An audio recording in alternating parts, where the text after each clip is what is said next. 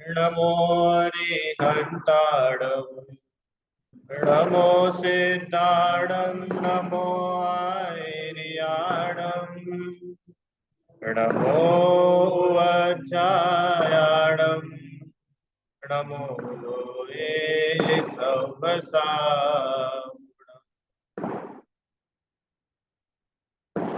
देव दर्शन का पाठ हम सभी का भी चल रहा है, जिसमें कल अपन लोगों ने स्वाध्याय क्यों करें ये समझा था, है ना। और ये भी देखा था कि भाई अपने को अगर समझ में नहीं भी आ रहा है तो भी मुझे समझ में नहीं आता ऐसा बहाना लेकर के स्वाध्याय नहीं करने से अच्छा है उसको समझने की कोशिश करना। कल अपन ने एग्जाम्पल लिया था ना कि भाई स्कूल में अपने को कुछ समझ में नहीं आता है तो अपन मेरे को समझ नहीं आता ऐसा बोल के छोड़ तो नहीं देते, कोशिश करते हैं, टीचर से समझते हैं, वीडियोस देखते हैं पर समझते हैं। ऐसे ही स्वाध्याय मेरे को समझ में नहीं आता है ऐसा खाली बोल करके पल्ला झाड़ लेने से काम नहीं चलता, समझने की आवश्यकता है। फिर प्रश्न उठता है कि भाई समझना तो चलो हम सब समझ गए कि समझना चाहिए, किससे समझे, कौन है समझाने वाले, और हमको कैसे पता कि वो जो समझा रहे वो सही समझा रहे कि नहीं समझा रहे। पहले तो ये तो पता चले कि कोई व्यक्ति सही बता रहे कि गलत बता रहे। तो टोडरमल जी ने मोक्षमार्ग प्रकाशक में बताया कि शास्त्र बाचने वाले माने जो वक्ता होते हैं, वक्ता कहने वाले, उनका क्या स्वरूप होता है, उनमें क्या क्या क्वालिटीज होनी चाहिए, हम किसे वक्ता माने, किसके प्रवचन सुने, कैसे प्रवचन सुने, कैसी स्वाध्याय सुने, उसको उन्होंने लिखा। तो उसमें उन्होंने ये लिखा, बहुत सारे पॉइंट्स है उसमें, मैं कुछ बताता हूँ, क्योंकि अपने को डिसीजन तो लेना पड़ता है ना भाई हम किसको सुने। यूट्यूब खोल के बैठते तो हमको तो उसमें हजारों मिल जाते हैं, किसको सुने। तो सबसे सरल तो ये कि भाई जिसका आपको समझ में आता हो उसका सुनो। अपने को किसी का टैग लेने की जरूरत नहीं कि हम तो उनका सुनते कि उनका सुनते। आपको समझ में आ रहा है कि नहीं वो जरूरी है, क्योंकि समझने के लिए तो सुन रहे हैं। दूसरा, अब वो व्यक्ति सही समझा रहे हैं कि नहीं। तो वहां पर ये बताया कि वीतरागता का पोषण होना चाहिए। माने वो व्यक्ति एक्स वाई जेड जो भी आपको पढ़ा रहे हैं, शास्त्र का लिखा हुआ समझा रहे हैं, उससे वे वीतरागता का पोषण कर रहे हैं या राग द्वेष का पोषण कर रहे हैं। अगर राग द्वेष करना सिखा रहे हो, राग द्वेष का पोषण बता रहे हो, इसका मतलब वे वक्ता सही नहीं है। जो जिनवाणी जैसी है वैसी ही हम तक पहुंचाए वो वक्ता सही। ठीक है, और भी उसमें है, वो पढ़ने योग्य विषय है। चलिए अपन तो अपने विषय पे आते हैं वापिस। तो स्वाध्याय करना चाहिए। फिर प्रश्न, कैसे करना चाहिए, क्या करना चाहिए, है। तो इसमें लिखा कि कम से कम आधा घंटा स्वाध्याय करें, और यदि मंदिर जी में उस समय प्रवचन होता हो तो वह सुनना चाहिए अगर अपने समझ में आता हो तो। और नहीं समझ में आता हो तो वहां बैठे बैठे सोने से अच्छा है कुछ खुद से पढ़ाई करें जो समझ में आए।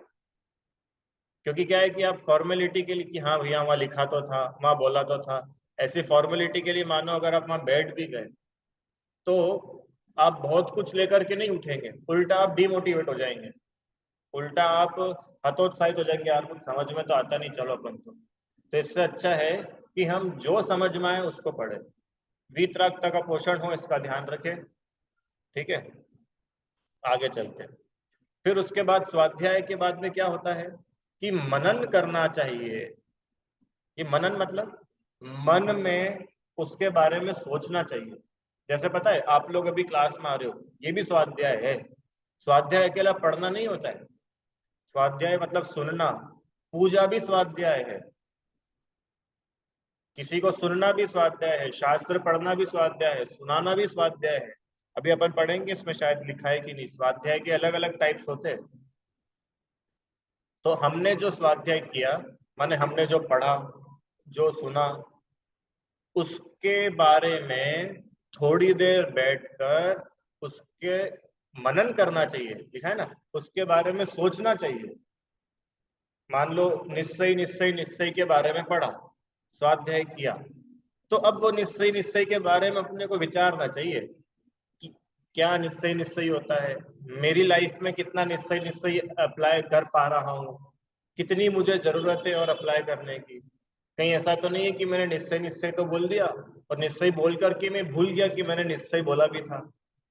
अब ये है एक्चुअल स्वाध्याय। वो तो आपने सिर्फ पढ़ा सुना था, जितना आप अप्लाई कर रहे हो वो एक्चुअल है। हाँ देखो, आपने YouTube पे देख करके रसगुल्ला बनाने की रेसिपी सीख ली। अब वो रेसिपी पता है कब काम की है, कब मानेंगे हम आपने सीखी?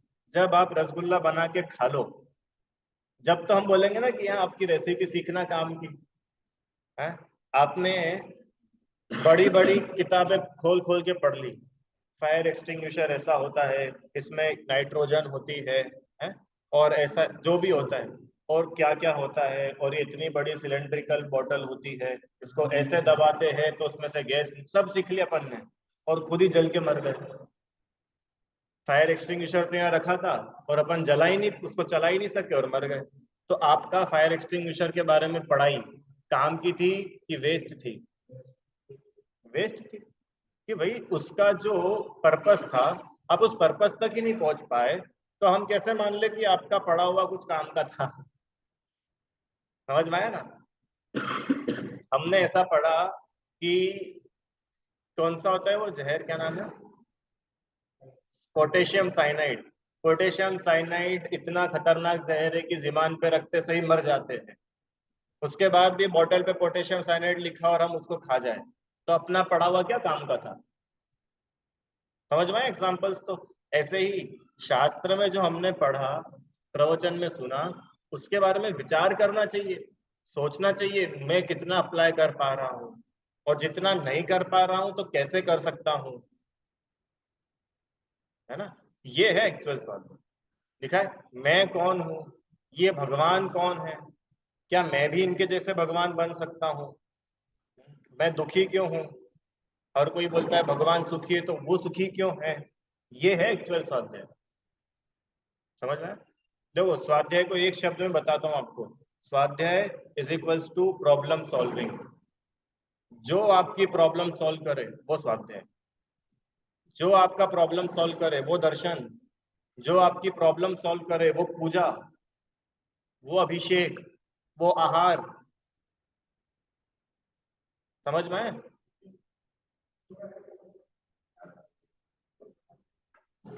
प्रॉब्लम सॉल्विंग मतलब हमारी समस्याओं का जिससे हल निकले, वो एक्चुअल स्वाध्याय है, वो एक्चुअल धर्म है।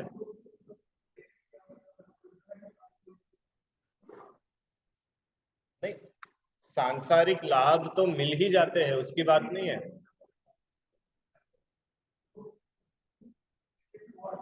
हम्म,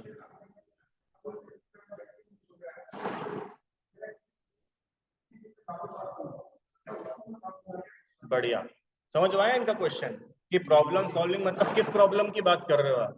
हमको तो बहुत सारी प्रॉब्लम्स है, किसी की कमर दुख रही है, तो किसी के घर में बच्चा परेशान है, किसी की नौकरी नहीं लग रही, किसी को घाटा हो गया, प्रॉब्लम्स तो बहुत सारी है। तो आप किस प्रॉब्लम की बात कर रहे हो? कि ये तो कोई प्रॉब्लम ही नहीं है, ये प्रॉब्लम के पीछे एक बड़ी प्रॉब्लम है, जो अपन ने देखा था ना, राग द्वेष मोह, वो एक्चुअल प्रॉब्लम है। ये मोह राग द्वेष जड़ है, इनकी वजह से ये पत्ते दिखते हैं। हाँ? आज मेरे को बॉस ने डांट दिया, ये पत्ता है। आज मेरी मम्मी ने मेरे को मार दिया, ये एक पत्ता है। ये तो सब पत्ते हैं, ये अलग अलग। मेल मूल प्रॉब्लम, मेन प्रॉब्लम ये है मोह राग द्वेष।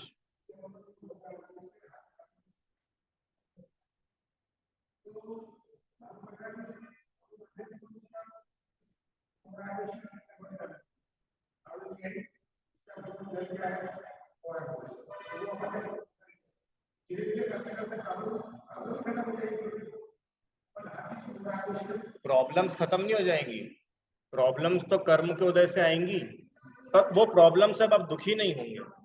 हाँ, हाँ, पार्श्वनाथ भगवान के ऊपर कमठ ने इतना ऑब्जर्व किया, प्रॉब्लम थी कि नहीं थी? कितनी बड़ी प्रॉब्लम थी, पता है कि नहीं कहानी? कमठ उनके पूर्व जन्म का बैरी था, दुश्मन था, और वो उनको 10 जन्मों से परेशान करता था। कभी सांप बनता था, मतलब सांप बना तो डस लिया, कभी अजगर बना तो खा गया, कभी भील बना तो तीर चला दिया। पार्शनाथ भगवान के साथ में ऐसा किया, तो 10 भवों तक पीछे पड़ा हुआ था। अब प्रॉब्लम कैसे सॉल्व की पार्शनाथ भगवान ने? उन्होंने क्या किया, अपन तो ये देखे ना कि भाई, अरे अपन केस स्टडीज पढ़ते हैं, तो केस स्टडीज क्या होती है कि भाई ऐसा अगर किसी के साथ में हुआ था तो उसने क्या किया था। ये कोर्ट कोर्ट वगैरह में होती है, तो ये लोग कैसे डिसीजन लेते हैं, ऐसे ही तो होता है। ऐसे ही पार्शनाथ भगवान के ऊपर प्रॉब्लम आई थी, यशोधर मुनिराज के ऊपर प्रॉब्लम आई थी, और पांडव मुनिराज के ऊपर प्रॉब्लम, उपसर्ग आए थे ना इतने सारे, इन्होंने कैसे उसको टैकल किया? तो उन्होंने टैकल किया भेद विज्ञान से। उन्होंने टैकल किया उसको राग द्वेष मोह को पहचान कर और उसको जीत करके, जो अपन अभी सीख रहे हैं, राइट। तो प्रॉब्लम सॉल्विंग मतलब मैं अपनी लाइफ की प्रॉब्लम्स आइडेंटिफाई कर सकूं। सबसे पहले तो प्रॉब्लम तो समझ में आए कि ये प्रॉब्लम है। जब तक डायग्नोस ही नहीं होगा, आप इलाज क्या करोगे? क्यों बिना डायग्नोस करे इलाज कर सकते हैं?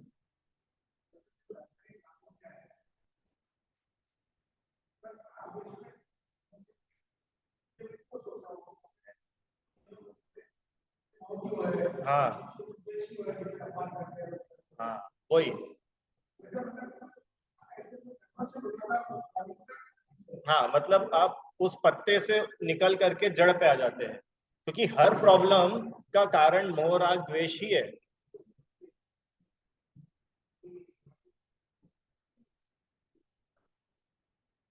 तो कुछ नहीं बचेगा, इसी का नाम तो अच्छा जीवन है। देखो, भगवान के जीवन में क्या बचा? क्या बचा? अभी अपने को बढ़िया अच्छा पूछा आपने। ये प्रॉब्लम रहती है कि भाई अगर ऐसा कुछ हो जाएगा तो भाई वो सूखा सूखा जीवन हो जाएगा। कुछ उठा पटक तो होनी चाहिए। क्यों? कुछ उठा पटक हो, थोड़ा अपना दिमाग खराब हो, थोड़ा टेंशन हो माथे पे, तो लगे कुछ चल रहा है जीवन में। अब यहाँ कोई टेंशन ही नहीं है, बिल्कुल हल्का जीवन चल रहा है, बहुत बोरिंग हो जाएगा। यही तो है। जो लोग शांति से, देखो आपको एक एग्जांपल देता हूँ इसका। वो आती है ना, अपन जल जाते तो बर्नॉल करके एक ट्यूब आती है, अभी भी आती है ना, बर्नॉल क्या आता है वो, बर्नॉल है। तो अपन उसको खरीद के लाए, 100 रुपए की मान लो है, और एक बार जल गए थे तो लेके आ गए थे, और वो बची थी। और अपन ने देखा कि भैया इसकी तो नवंबर 2023 में एक्सपायर होने वाला है, क्या करें?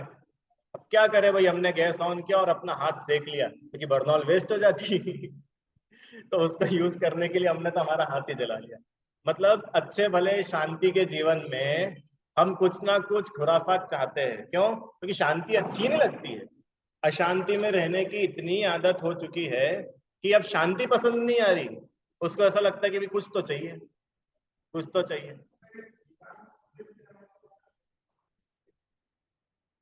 विचार आने की प्रॉब्लम नहीं है, अरे विचार से बचना।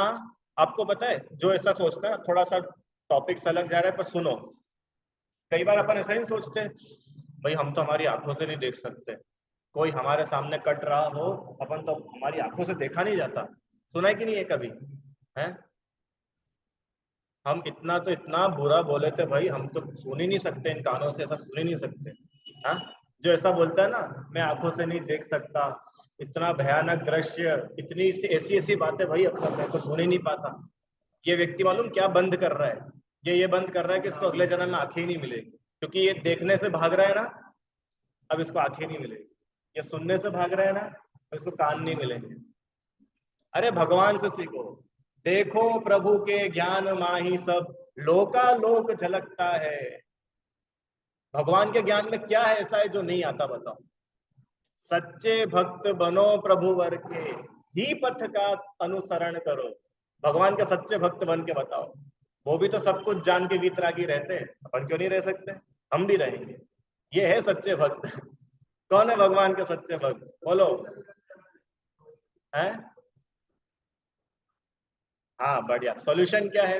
सॉल्यूशन है चार अनुयोग, सॉल्यूशन है स्वाध्याय। अब ये स्वाध्याय आपको प्रॉब्लम सॉल्व करना, अपन आ गया ना वहीं पे। क्या प्रॉब्लम, अब मेरे सामने ही उसको काट रहा है, मेरे सामने ही अन्याय कर रहा है, गाली गलौज कर रहा है मेरे सामने ही, वो बिल्कुल ऐसा हो गया मेरे से देखा ही नहीं गया, मैंने तो उसको दी दो मिला के। ठीक है, अब मैं क्या करूं ऐसे में? मैं कैसे इस प्रॉब्लम को सॉल्व करूं? तो उसका उपाय है स्वाध्याय। उसका उपाय है चार अनुयोग। अब आप चारों अनुयोग लगा करके देखिए, अक्ष समझ आ रहा है? चारों अनुयोग लगा करके देखो क्या क्या लगा के देखो कि ये जो प्रॉब्लम आई है ये किसी कर्म के उदय से आई है। क्या कर्म के उदय में मैं अपनी चला सकता हूँ? तो एक कर्णानुयोग से सोल्यूशन मिला। प्रथमानुयोग से सोल्यूशन मिलेगा कि अपने ऊपर ही नहीं आई, अपने पहले भी बहुत लोगों के ऊपर ऐसी ऐसी प्रॉब्लम्स आई है, उन्होंने कैसे डील किया? क्या वो घबरा गए थे क्या? नहीं, वो तो नहीं घबराए थे। ये प्रथमानुयोग से सोल्यूशन मिला।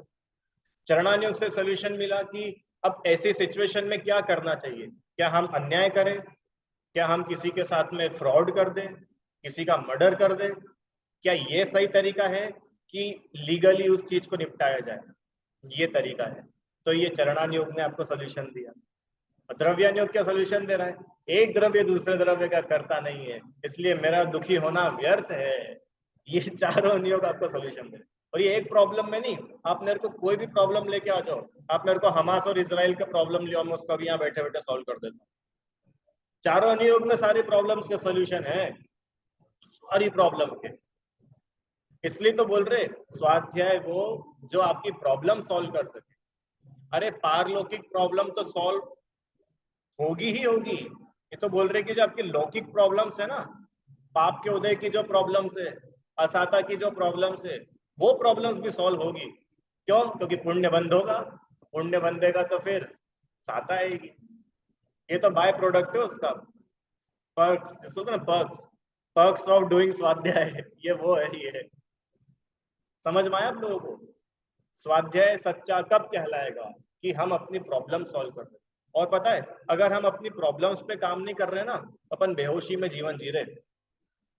अगर आप 50 साल से पूजन कर रहे हैं, फिर भी आप वहीं के वहीं खड़े हैं, वही की वही प्रॉब्लम्स आज भी आपकी लाइफ में, इसका मतलब 50 साल ऑफ पूजा इज जीरो, क्योंकि आप अपनी प्रॉब्लम ही सॉल्व नहीं कर पाए।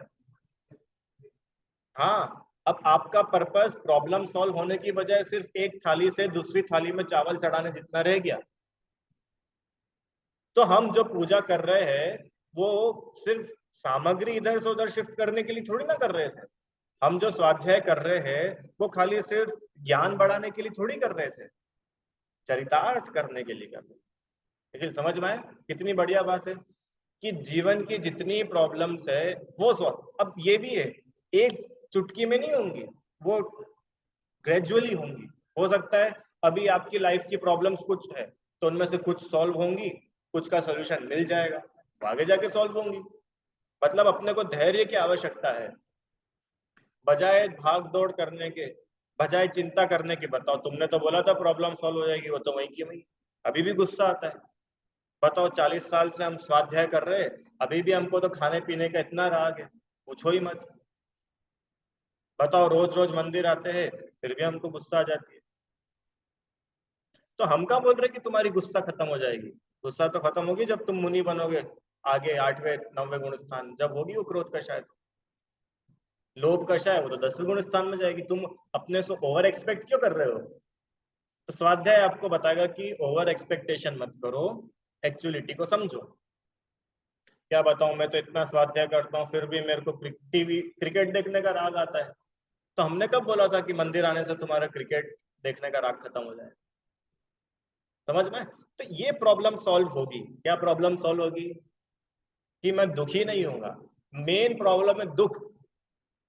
मेन प्रॉब्लम दुख। मोह राग द्वेष क्या है? दुख। भगवान क्या है? सुखी। मैं सुखी नहीं हूं, यही तो मेरी प्रॉब्लम है। अब आप देखना, आपके जीवन की कोई भी प्रॉब्लम, उसको एक शब्द में डिफाइन कर सकते हो आप, दुख। कमर दुख रही है, दुख हो रहा है ना, इसलिए दुख रही है। हाँ? क्यों? अच्छा मेरे को बताओ, कल को इधर अपने चुनाव प्रचार के लिए आए बीजेपी वाले और बोले भाई वार्ड क्षेत्र क्रमांक 1 में जिस जिसकी कमर दुख रही है उसको 1-1 लाख रुपए मेरी तरफ से। तो बताओ, अब ये कमर दर्द तुमको दुख दे रहा है कि सुख दे रहा है? सुख दे रहा है। तो ये कमर दर्द अब आपकी प्रॉब्लम है कि नहीं है? उतनी दुख रही है, अब प्रॉब्लम नहीं है। क्यों? क्योंकि अब वो दुखी नहीं कर रही है अपने को। अब तो ऐसा चाह रहे कि यार मेरी कमर क्यों नहीं दुख रही, मेरी भी दुखती तो मुझे मिल जाते हैं। इसका मतलब सुख और दुख है प्रॉब्लम। प्रॉब्लम फाइंड करने का पैरामीटर है मैं दुखी हूं कि नहीं।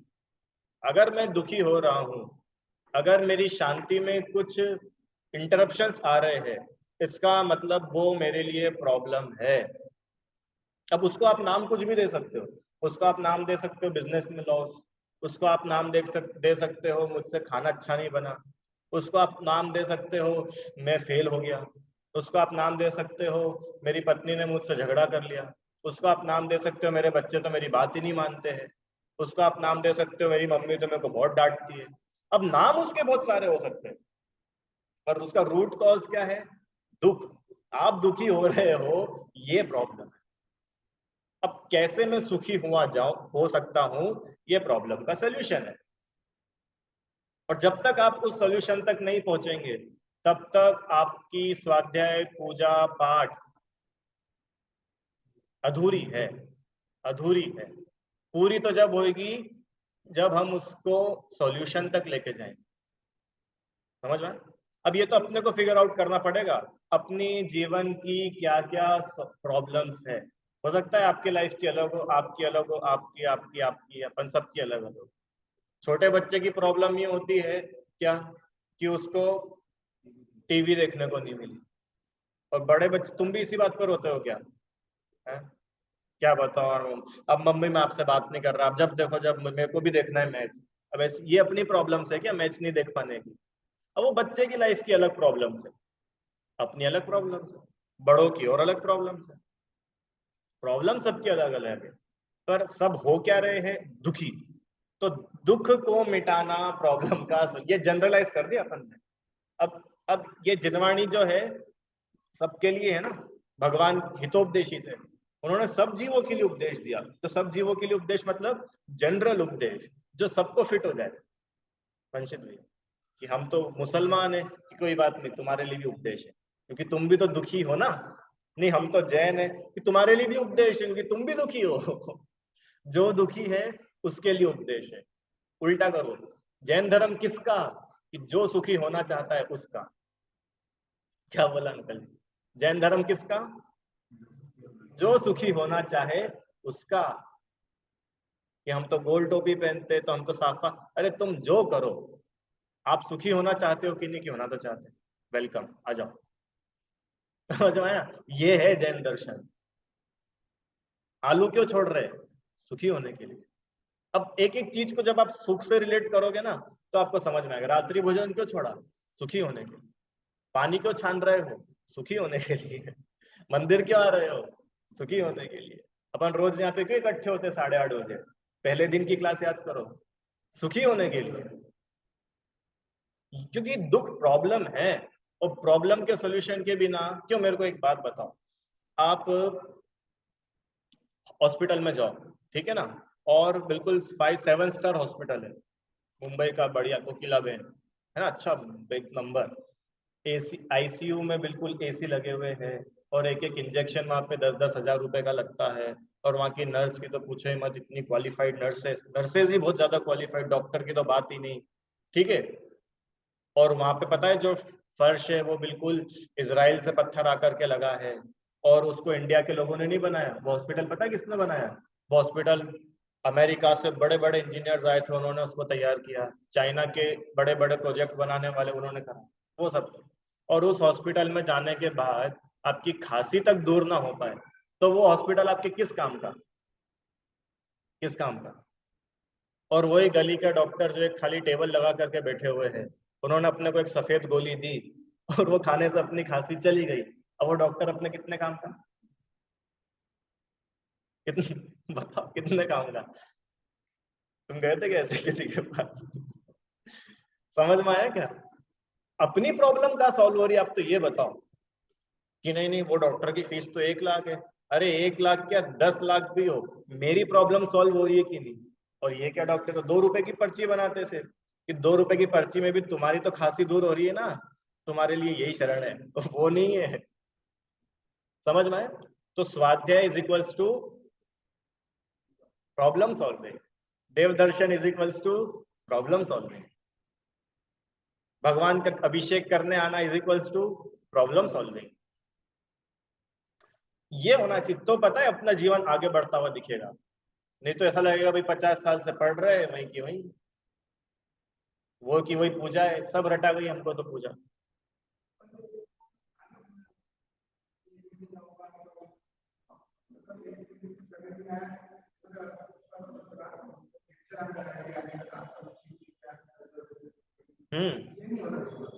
बढ़िया, समझ में आया इनका क्वेश्चन। इन्होंने ऐसा कहा कि हमको तो इनकी आदत हो जाती है, पूजा करने की आदत हो गई, स्वाध्याय करने की आदत हो जाती है, अभिषेक करने, एक दिन अभिषेक नहीं कर सके किसी कारण से तो बहुत डिप्रेशन हो जाता है, किसी दिन हम 4 घंटे स्वाध्याय नहीं कर पाए तो हमको बड़ा डिप्रेशन हो जाता है, ऐसा लगता है कि पूरा जीवन ही खाली हो गया। तो ये सही है कि नहीं, क्या लगता है? गलत है? सही है? आप गलत बोलोगे तो मैं सही भी सिद्ध कर दूंगा, चिंता मत करो। सुनो, जब तक अपनी बीमारी दूर नहीं हो रही है, डॉक्टर के पास जाना अखरता है क्या? नहीं अखरता है। ऐसा लगता है कि यार देखो फिर ले दे के उसी डॉक्टर के पास आ गए, बताओ अभी 7 दिन पहले तो दवाई लेके, लगता तो है, फिर भी आते तो है ना। क्यों? कि इलाज नहीं होगा। ऐसे ही भगवान नहीं बन रहे हैं तो अभिषेक तो करेंगे, स्वाध्याय, क्योंकि यहाँ पे हमको माहौल मिल रहा है। दुनिया में तो कोई माहौल ही नहीं मिल रहा है इस बात का।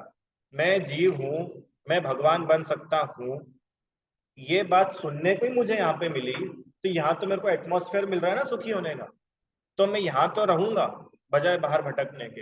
अब कभी मैं मान लो यहाँ भी ना आ पाऊं, किसी कारण से मेरे स्वाध्याय छूट जाए, किसी कारण से मेरी क्लास छूट जाए, अभिषेक छूट जाए, पूजा छूट जाए। मेरी तो इच्छा थी विमलनाथ भगवान की पूजा करने की, इन्होंने पारसनाथ भगवान की कर ली। अब मेरे को बड़ा गुस्सा आ रहा है। अब उस कंडीशन में क्या करूं? कि उस कंडीशन में ये करूं कि मैं ये सब कर किसके लिए रहा था, अपना पर्पस क्या था, अपने शुरू क्यों किया था? कि शुरू तो क्या था, सुखी होने के लिए। तो आप उसी के नाम पे दुखी होने लग गए। आप दवाई ले रहे थे ठीक होने के लिए, और आप दवाई की टेंशन ले लेके और डिप्रेशन में जाने लग गए। तो ऐसा किस डॉक्टर ने बोला था आपको? समझ में आए?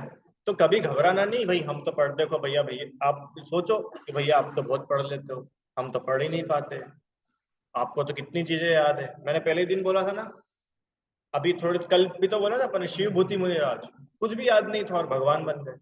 तो अपने को ये मान के सोच के कभी डिप्रेस होने की जरूरत नहीं है क्या?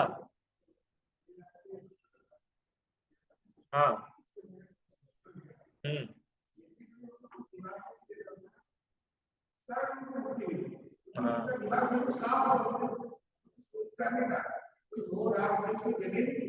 हाँ।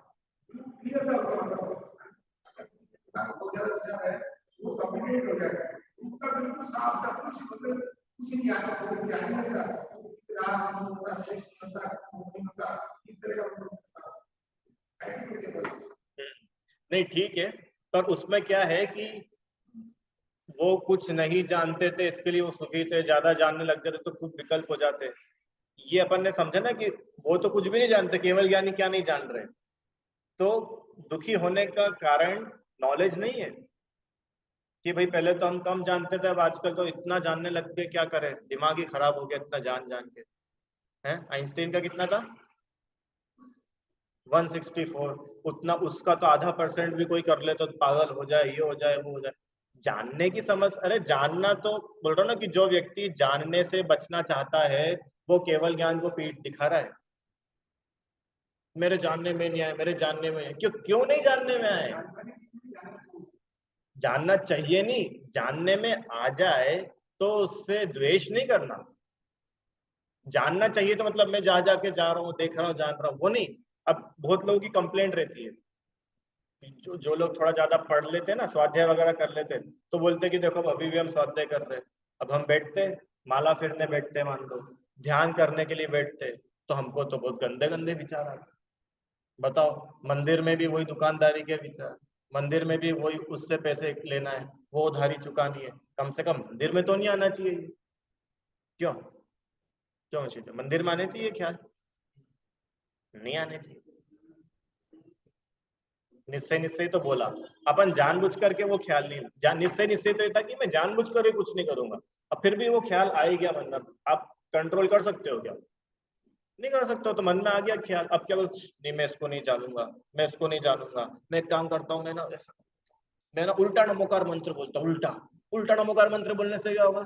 डाइवर्ट हो जाएगा, तो वो जानने में मेरे आएगा ही नहीं। ये सब फ्रॉड है। ये आप केवल ज्ञान को पीठ दिखा रहे हो। पीठ दिखा रहे हो मतलब समझते हो? आप बोल रहे हो केवल ज्ञान, गेट आउट, मुझे नहीं चाहिए केवल ज्ञान। क्यों? कि केवल ज्ञान में तो सब कुछ जानने में आएगा और मैं तो जानना ही नहीं चाह रहा हूं। आप सर्वज्ञता को धक्का दे रहे हो। इसलिए अपन ने बोलते ना कि सर्वज्ञता वीतरागता के साथ शोभा देती है। तो आप उस वीतरागता को प्रयास करो ना। कोई भी अगर आपके जानने में आ जाए तो उसको ऐसे जानो कि भगवान कैसे जानते होंगे। क्यों सर? तुमको पता चल जाए कि यार ये अपने को पिछले 5 साल से धोखा दे रहा है, अपन इसके भरोसे बिजनेस कर रहे हैं और ये अपने को ही ठग रहा है 5 साल से। अब कैसा लगेगा अपने को? बड़ी गुस्सा आएगी। आएगी कि नहीं आएगी? आएगी। अब भगवान को देखो, भगवान उसको कैसे जान रहे हैं। पता था। उन्होंने उसको जान के क्या किया? उसके साथ द्वेष किया? उन्होंने कुछ नहीं किया। तो सच्चे भक्त बनो प्रभु वर के, उनके ही पथ का अनुसरण करो। सच्चा भक्त तो वो कहलाएगा कि जैसे भगवान वीतरागी रह जाते हैं, भगवान बिल्कुल भी अफेक्ट नहीं होते हैं, ऐसा मैं बन जाऊं।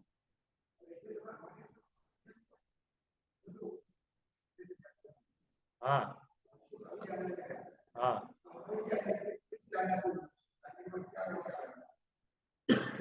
क्या विचार आना चाहिए? नॉर्मल, ऐसा होना था, ऐसा हुआ। नो रिएक्शन मतलब यही रिएक्शन है कि मैं नॉर्मल हूँ। नॉर्मल रहना ही अपने आप में रिएक्ट करना है। मतलब गुस्सा करना या फिर उसको प्यार करना तो राग द्वेष वाला रिएक्शन है। समता भी तो एक रिएक्शन है।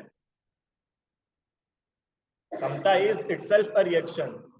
अब क्वेश्चन कि भाई भगवान ने तो पहले से जान लिया था। अपने को भी पहले से, क्यों अपने को पहले से पता होता कि भाई कोई ज्योतिष बोल देता कि देखो भैया 2026 तक तुम्हारा अच्छा नहीं चल रहा है। अब 2026 तक आपको कुछ भी हो तो आप उतने दुखी नहीं होते क्योंकि अपने को पहले से पता था। राइट? अब अपने को तो पता ही नहीं था और वो धोखा देके चला गया। अब तो ज्यादा दुख होगा ना। तो उसकी बात बता रहा हूँ कि चलो भगवान तो सब कुछ जानते थे। जिन मुनिराजों को अवसर हुआ ना, ये कोई नहीं जानते थे कि ऐसा होगा। अधिकतर नहीं जानते थे, वो तो हो गया उपसर्ग, क्या करें। जानेंगे तो भी नहीं संभाल सकते थे। नहीं आए, जब जाना ही है तो आएगा ही ना। जब नहीं आता, आ नहीं सकता था तो फिर जानते भी नहीं। उन्होंने जाना मतलब सच जाना, रास्ता निकाला ना। ये रास्ता निकाला कि वो आएगा और मैं जानूंगा।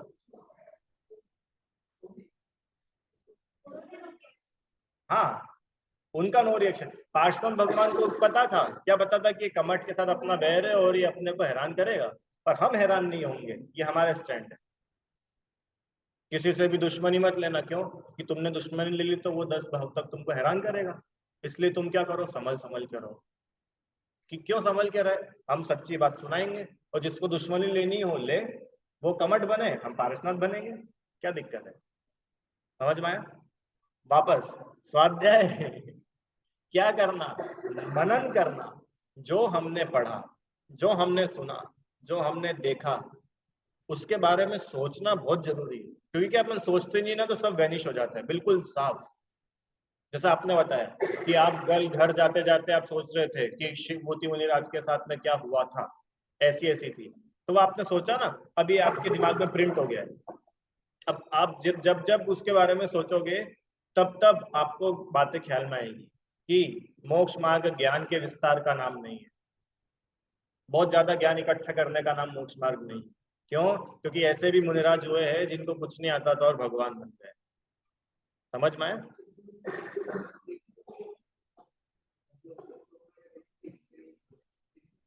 बहुत अच्छे। कैसे बने?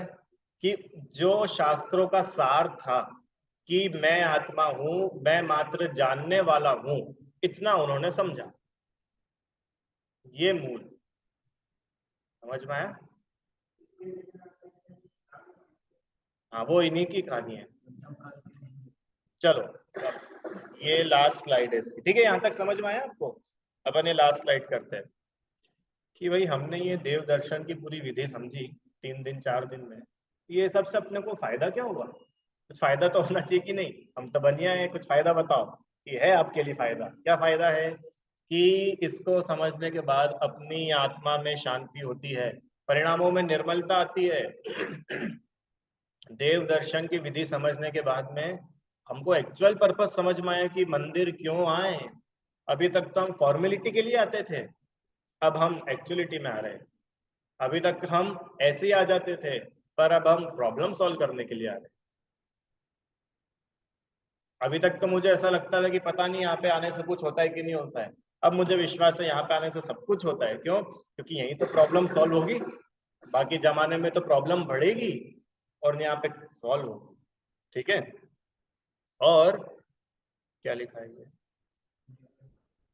हाँ, यदि हम आत्मा को समझकर उसमें लीन हो जावे तो हम भी परमात्मा बन सकते हैं।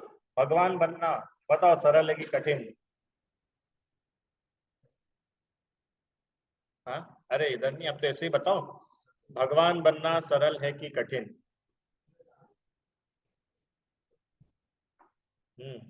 तो फिर अगला क्वेश्चन पूछता हूँ, आत्मा को समझना सरल है कि कठिन? बोलो। सरल है, सरल है, कठिन? अभी भी ऐसा लगता है ना, थोड़ा तो पढ़ना पड़ेगा, अपन थोड़ा बहुत पढ़ ले, बाल बहुत पढ़ ले तीनों भाग, फिर वितरक विज्ञान पढ़ ले तीनों भाग, फिर अपन थोड़ा बहुत आत्मा को समझ पाए।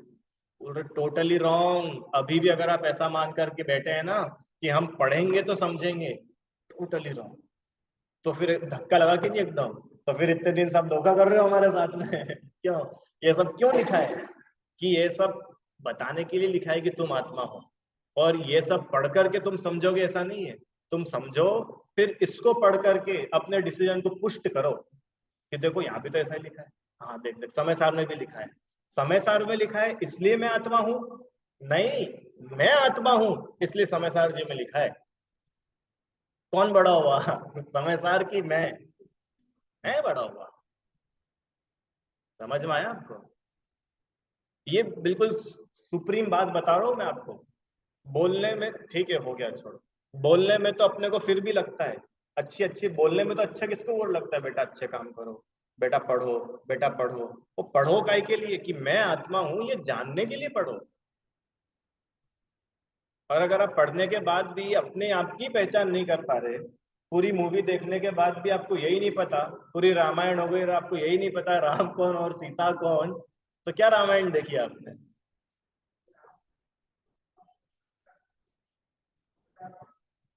आत्मा को समझकर समय सार पढ़ो, आत्मा को समझने के लिए समय सार पढ़ो, दोनों बात। आत्मा को समय सार ही नहीं अकेला, आप पूजा भी करो तो क्योंकि आत्मा को समझना ही तो सुख का सच्चा उपाय है। अपन आत्मा की समझ भी एक तरफ करो, सुखी होने के लिए समय सार पढ़ो, सुखी होने के लिए दर्शन करो, सुखी होने के लिए स्वाध्याय करो, सुखी होने के लिए महाराज जी को आहार दो, सुखी हो, अब लगाते जाना सर, सुखी होने के लिए शुद्ध भोजन करो। अब शुद्ध भोजन के नाम पे अगर तुम दुखी होने लग गए, अब बताओ, इन्होंने तो नियम ले लिया, अब हम रोज आटा पीसते रहते, रोज गेहूं दाल चावल करते रहते, तो आप तो दुखी हो गए। इसका मतलब आपको नियम थोड़ा सा चेंज करने की जरूरत है, काम करो उस पर। अभी आपने नियम सच्चा नहीं दिया। क्यों? क्योंकि नियम तो नाम था सुखी होने का, और आप दुखी हो रहे हो, इसका मतलब कहीं कुछ गड़बड़ है। समझ में आए? तो फिर